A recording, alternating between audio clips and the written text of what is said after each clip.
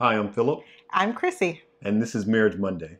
So today we're continuing with our series of 5 topics you need to discuss before you get married. And today we'll be talking about the finances. Money.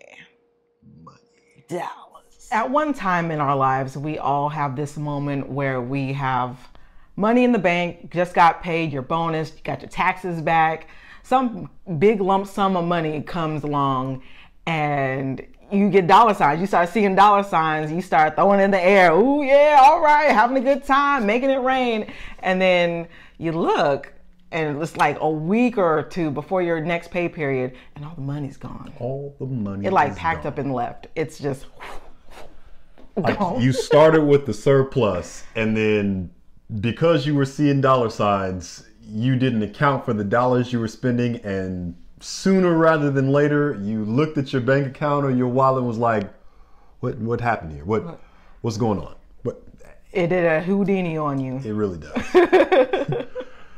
So the idea, of course, behind this conversation is to make sure that you're never in that situation, and also that you're planning for the future so that you continue to have a surplus. So when you get married, you're gonna now be combining 2 incomes, where once there was one and you covered all the bills, now there's gonna be 2 of you. So your buying power is gonna increase.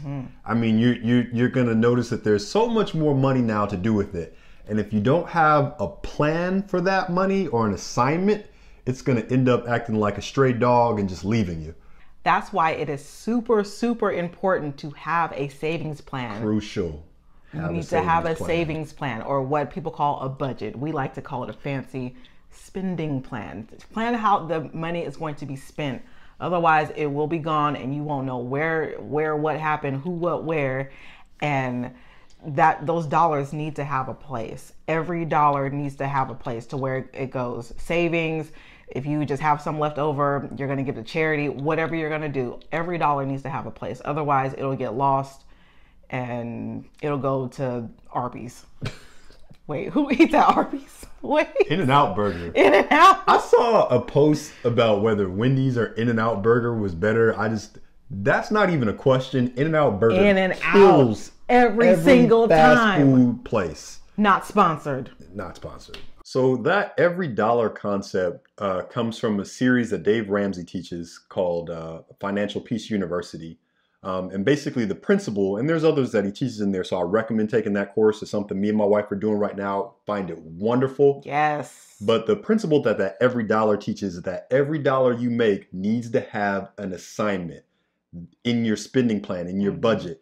That dollar needs to have a job before it makes it into your bank account. Before. Right. Because sometimes when you get that money and then you go on a spending tangent, some of those automatic renewal accounts that you have, JustFab, Netflix, those things happen, and then all the money's gone. All the money's gone, and you don't know what happened to it. But if you give it an assignment and you stick to it, then you'll know what you did with your money before you even get it. That way, tithe money doesn't become rent money. Ooh, Jesus. Bang, bang. You also need to decide if you're going to have a joint account or separate accounts. You need to decide what kind of accounts you're going to have, and you also need to decide who is going to pay what bills. Who's going to pay the light bill? Who's going to pay the car? Who's going to pay the rent? You need to decide these things because sometimes it gets a little tangled, a little confusing, and you're combining 2 lives, remember. So before you had 2 SMUD bills, now you just got 1. Right. Who's going to keep the Netflix? All those saved shows. Netflix knows what you like. So, I mean, and that's, again, I can't highlight that enough. That's very important to talk about whether you're going to have a separate accounts or joint accounts before you get married, and decide on that because if you don't, that can definitely become a point of contention. Been there. Woo! We figured it out. We figured it out. We're still here. I mean, come on. So, and again, to be transparent, what we essentially do now is she has her account, I have mine, but we have our accounts linked so that if she needs, she can take money out of my account, as right now I'm the breadwinner. But to double back just for a second, we talked about a savings plan, or a spending plan rather.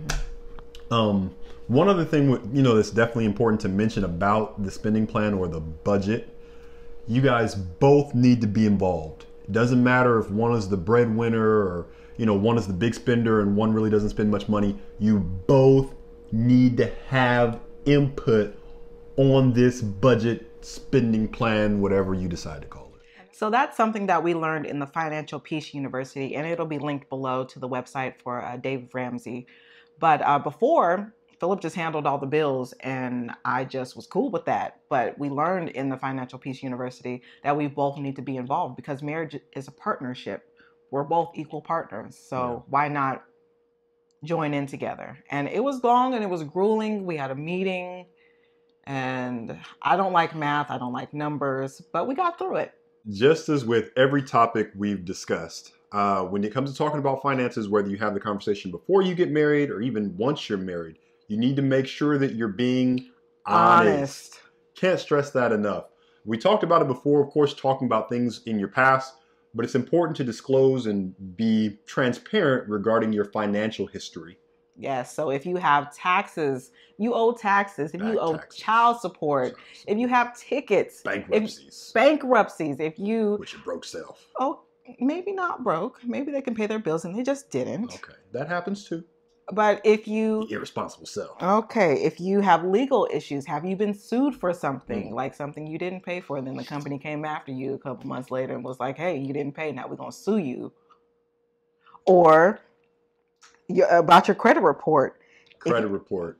Do you have property that you have that's been real estate, other debt, foreclosures, gambling debt? Woo! Have you been tossing the dice? Nothing. I'm broke. Basically, the takeaways here are you guys want to discuss whether or not you're going to have joint or separate accounts. You definitely need to talk about a spending plan.